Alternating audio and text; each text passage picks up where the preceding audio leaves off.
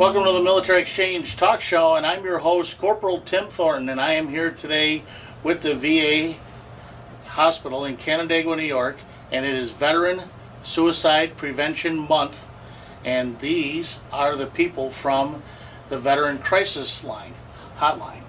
If you would, from left to right, please introduce yourselves and tell us a little bit about the Crisis Line, yourselves, what you do for work, and what we're doing is a great job at the Crisis Line. And by the way, if you haven't, check out the HBO documentary and all the YouTube videos.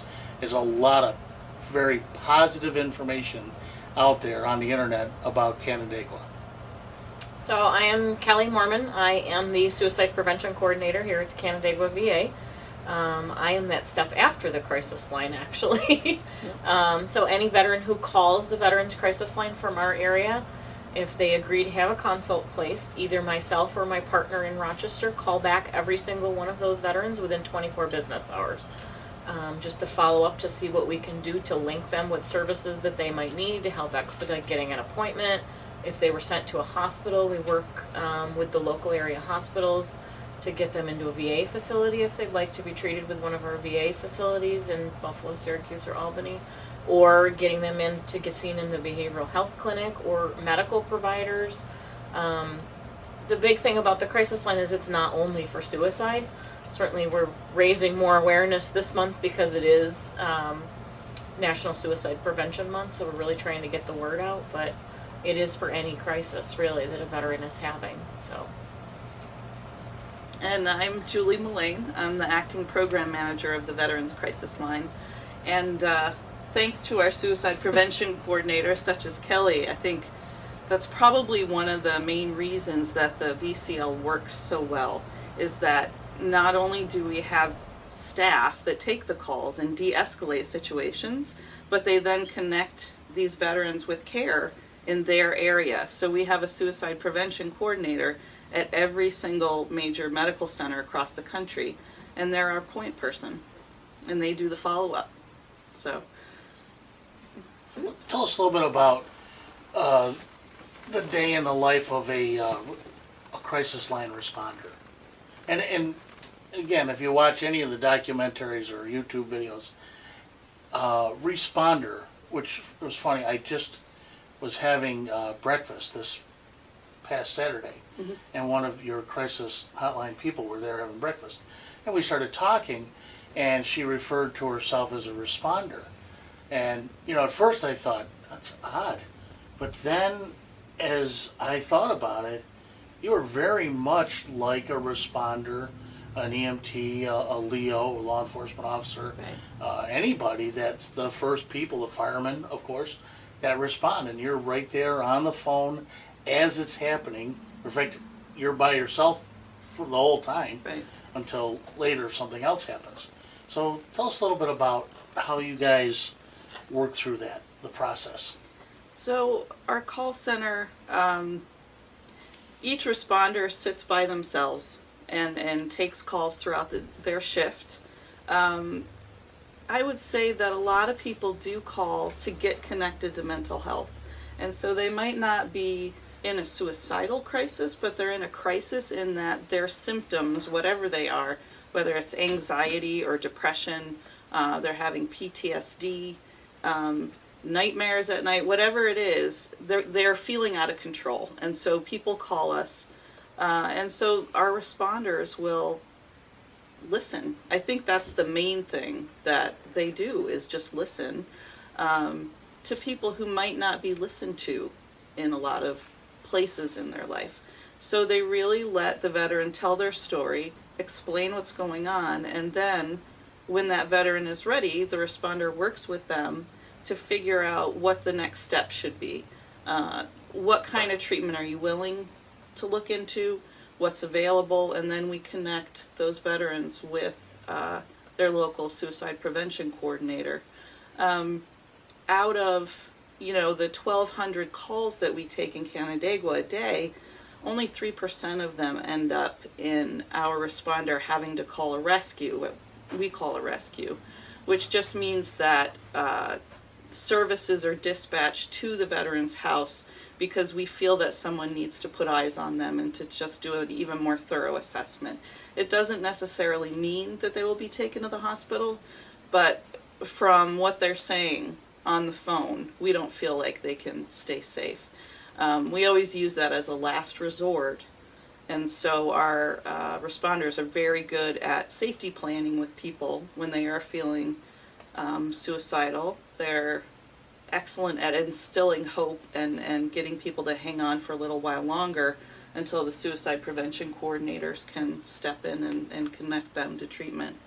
And so that's their day. They take call after call. I mean, it's intense, but they get that feedback right away from people quite often that it's helping. The documentary showed a lot of where the veteran would call back and a couple days later, maybe with his family around the phone and saying thank you.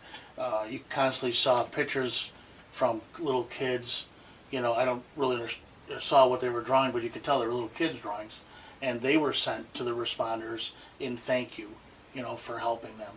So it's great that you get that reward because Yes. if anything, that's what you're doing it for. That's right. One gentleman said that he felt that serving on the hotline was as valuable as being on the front line.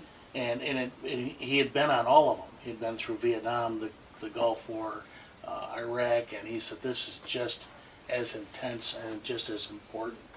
And you get that feeling that, and as I do, being a local business just down the road from, what is it? Is this the largest call center?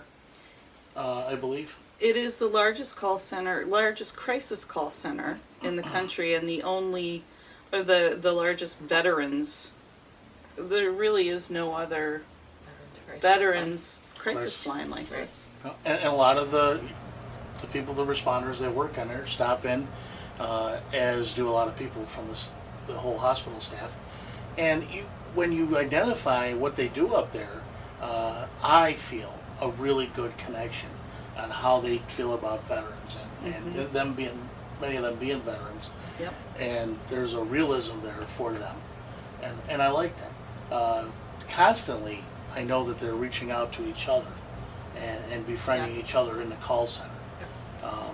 And I actually started as a responder on the phones 6 years ago.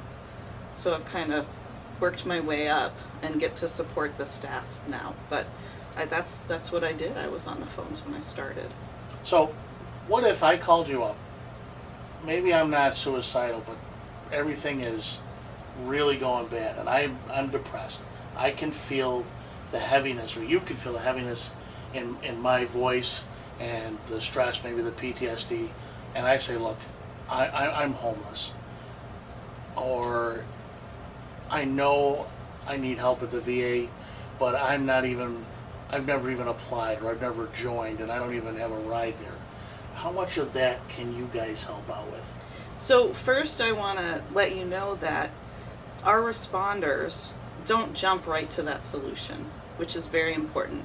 So veterans call down, as you described, your character to be, and they validate that. I think that people get frustrated when they're trying to tell someone, I don't feel well, or this isn't going well, or I'm feeling hopeless, and people say, oh, come on, buck up. Oh, it'll get better. Oh, don't worry about it. Things will, you're kind of like, Pull yeah, yourself great, up by your thanks. bootstraps. Yeah. And so our responders take the time to listen, first of all, and really validate, yeah, I think I would feel that way too, or wow, that's stressful, you got a lot going on. Once they do that and they're in a good place and they've made that connection with the veteran, then they can start looking at some of the positive things that this veteran has to work towards. And then at the end, we come up with those solutions, and then we forward a referral consult to the suicide prevention coordinator.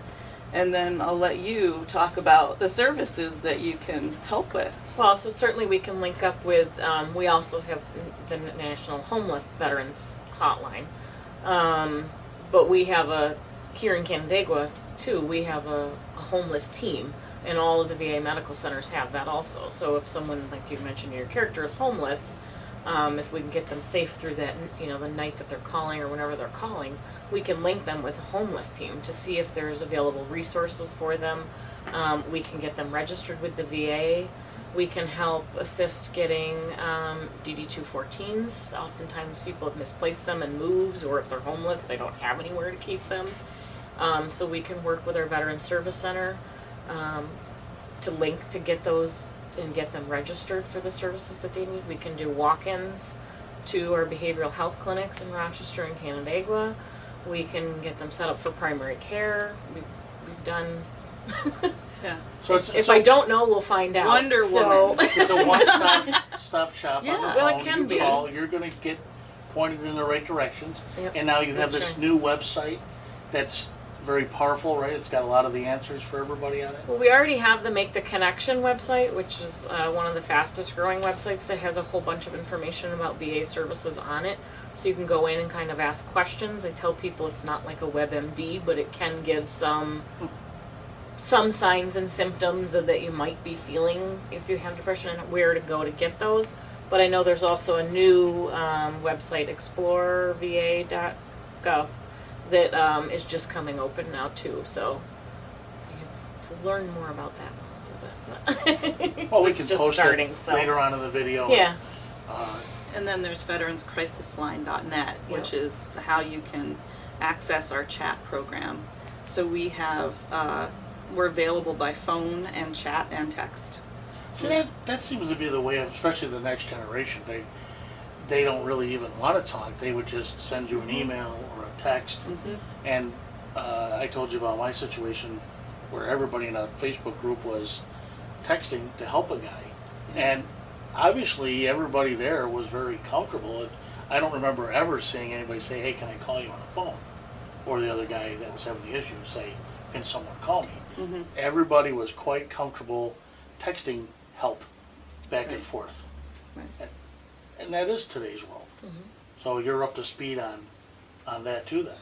That's right. So if someone's out in public and really struggling and they don't want to be overheard, they can text with us and get the same kind of support that they would over the phone. Now, how do you feel about the 22 a day? Do you feel that that's an accurate number of veteran suicides? And let me hit you with this, and I didn't get to bring this up first. Some of the things that I read said that number could be higher because they're not reflecting 3 of the major states in America, and for other category reasons, they don't quite fit in. So that the number could actually be even higher than that. And we have those that aren't reported too. Right. Right, meaning that, yes. I think Yeah. it's a very hard thing to track and get numbers for. But what I am happy about is that research, surveys, data has shown that if a veteran is connected with VA care, they are much less likely to commit suicide. So of those 22, most of them are not connected to VA care. Oh, then that's really sad Yeah. because That's right. that means that's 22 that aren't getting that phone call from a friend. And we talked about you have a program, right, where you connect with someone or you call a friend. Well, the campaign for Suicide Campaign. Prevention Month, it was the same that we used last year, is the, make one call, do one chat, make one call, have one conversation, because that could be the one call that saves someone's life. We have some of our public service videos that kind of show that, just, someone in a cafe and another veteran just says, sees somebody just kind of sitting there alone and sends a little note over and says, lunch is on me if you need to talk, I'm here. So that could be that one opportunity we have to save someone's life. So. And I think it's so powerful. I know back in the 90s, or even right up to the, I don't know when, just whenever Facebook really started coming around and people started saying, you should go to the VA, meaning me, and connect and, get your benefits or whatever, health care. I can't tell you how alone it feels out there when even though I'm in a store full of veterans, I still don't feel like I've got anybody really to talk to. Right. You know, you feel very alone as a veteran out in the world, and it's hard. It's very depressing, and it's very alienating. And yet, when you learn to let other veterans talk to you and connect, and they care about you, and they call you up every once in a while, or they just stop in and say, "Hey, man, just thought I'd stop by. I'm not going to spend any money in your store, but can I get a cup of coffee? And I want to talk to you, just see how you're doing." Right. And people do that now, but I think they're being taught to do that. And there are some new apps that are being developed too, so that our men and women that are coming back can locate other people from their units in their home areas. They're working on all of that. I mean, they're trying to get with, I feel the very electronic blessed age and because of Facebook.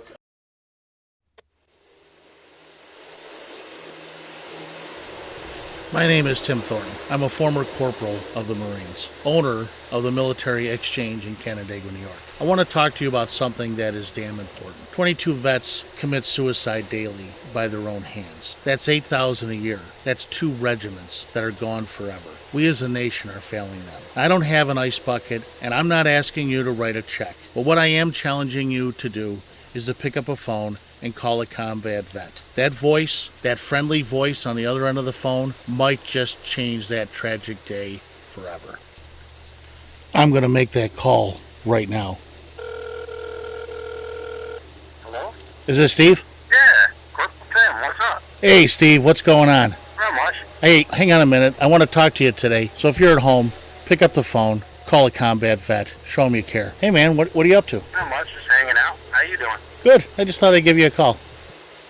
So finding Facebook in about 2010, since then, well, let me back up a bit. Prior to 2010, I got out of the service in 91. I've never been able to find one friend at all. And I would look through phone books, and I called everybody named Williamson in the state of Michigan. And you get close, but you just can't find them. Then Williamson found me on Facebook. Then we found Thomas, and we found these other guys.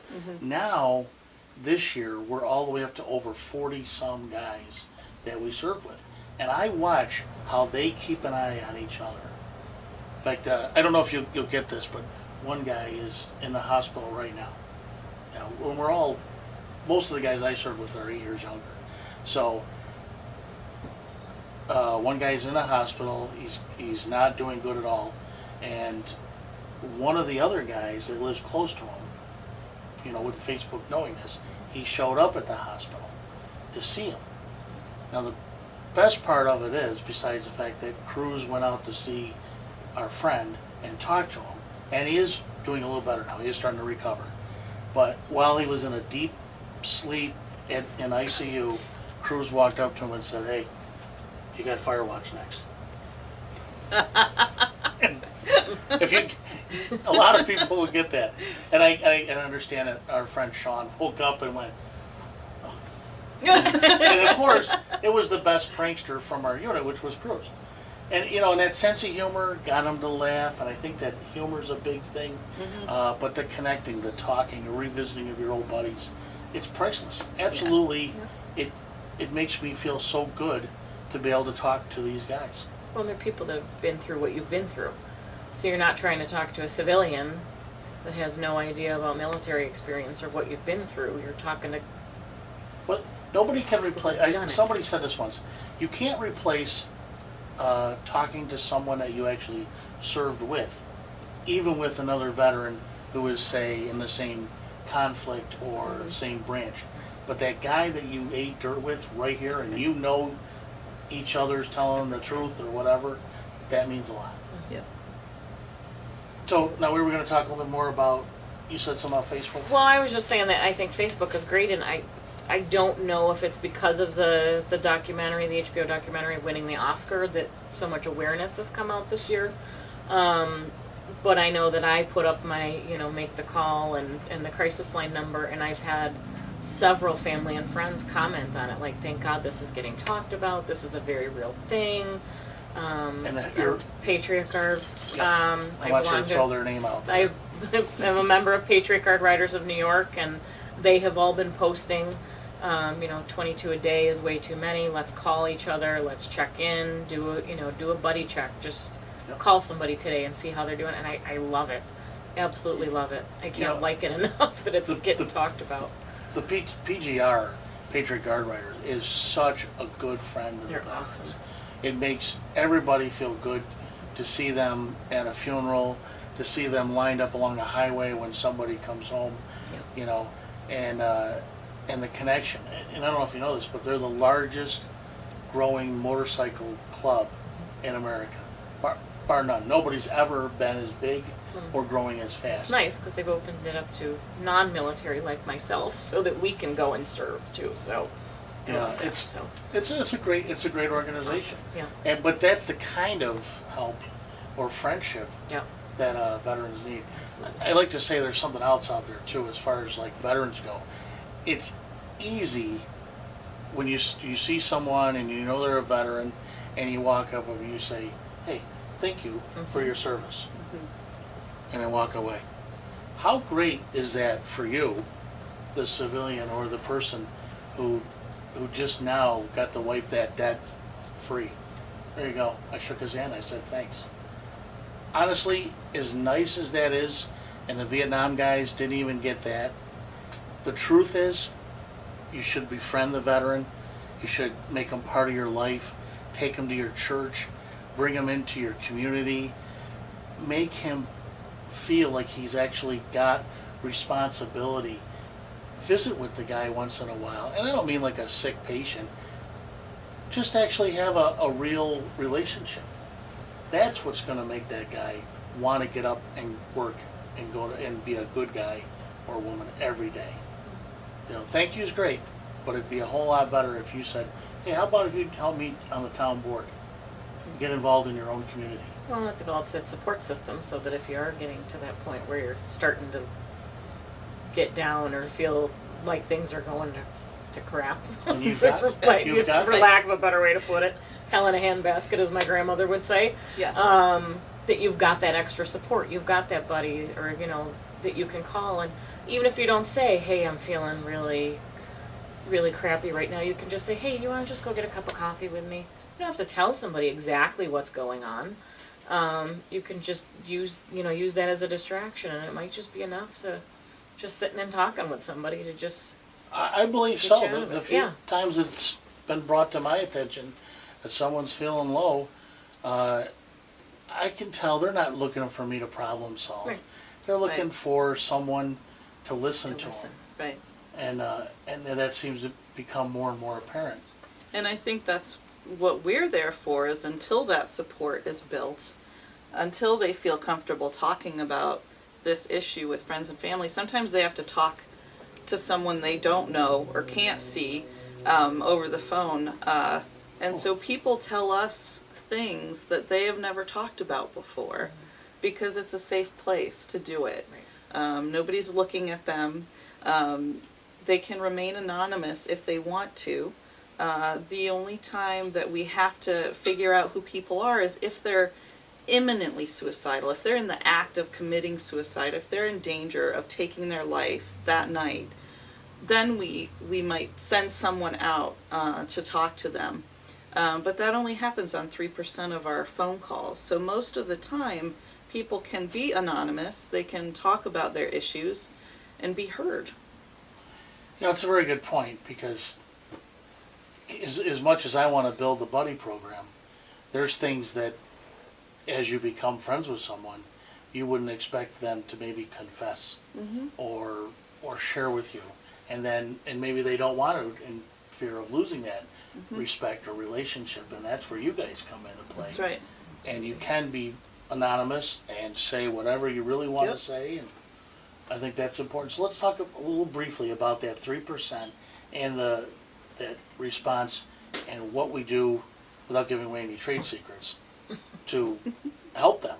I mean, this is at the crisis line, at the crisis moment, when it's Right. apparent that you've got mere minutes or whatever left to help them.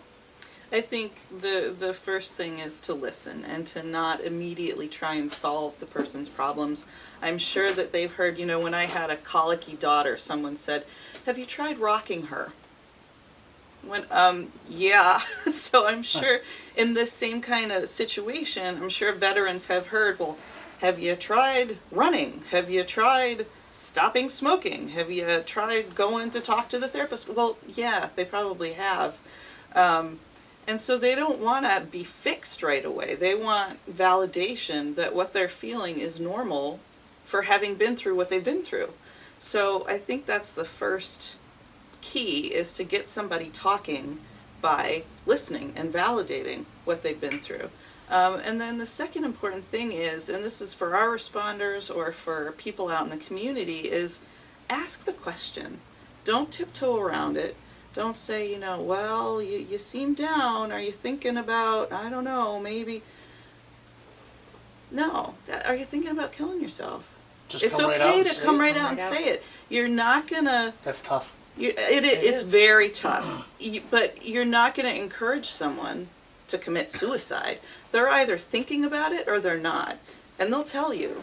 And by saying it outright, you're making it okay to talk about. It's not the elephant in the room anymore. Right. It's You're okay not- to wow, you're actually asking me, Yeah. like you care. Right, like you Enough care. to Not ask like the you're question. judging, but like you care. Right. I'm worried about you and I'm afraid you're thinking about killing yourself. Are you? I think it's... I can feel the pressure of having to have that conversation. And people will throw out little cues, and you've got to pick up on them. If someone says, "I just don't think I can take this anymore," are you thinking about killing yourself? "I'm getting really tired. I just don't know if I can keep this up." Or, yeah. Yeah, they throw it out in all these ways to tiptoe around. And Pretty soon you won't have to deal with me anymore. Yeah, yeah. Or, yeah. I've heard stuff yeah, like that. Yeah. And so you just ask. And it's the best way to get people talking about it, because you're making it okay to talk about. Very good. So, how would people get a hold of you, or what's the great number to call? And Right. tell So us. dial 1-800-273-8255 and make sure you press 1. That main number, 1-800-273-8255, is the main crisis line number for everyone across the country. So if you have a family member or friend who's not a veteran, you can call that number. Veterans press 1 and they get routed to Canandaigua and they talk to our staff. Very good. And then And you then can it also can go follow to veterans, veteranscrisisline.net .net. and chat with us if you're more comfortable chatting. And our text number's also on there as well. The text number is 838-255. Yep. We need some more of those bands. I can bring some of those in. Yes. Well, that's great. And I'll tell you, I think people are very proud of what you're doing in Canandaigua. I did a couple hours of research before we met tonight, and I saw 99.5% positive, and where it was negative wasn't even towards Canandaigua, it was somewhere else, and they recommended that you go to Canandaigua, Yeah. that you call that number. So I have never worked with a more passionate group of people than work on that hotline. Yeah, I believe you, because I have met Yep. the people, and they are. In fact, it's nice. It's nice to meet that kind of caliber of a person. Yep. And if you watch the documentary, you see that, and that's not scripted. I mean, that passion that comes through in the documentary is what happens every day there. So I'm very proud of that. Very good. And I would say the suicide prevention coordinators, because I work with them nationwide. Yes. Because we have veterans that travel around the country. That it's the same thing. I mean, we do it because we love it and we wanna help veterans. So we wanna save lives if we can. Very good. So Thanks, ladies, very much, and thanks for what you do. thank you. Thank for having you. us. And thanks so much for having us. You're welcome. Thank you.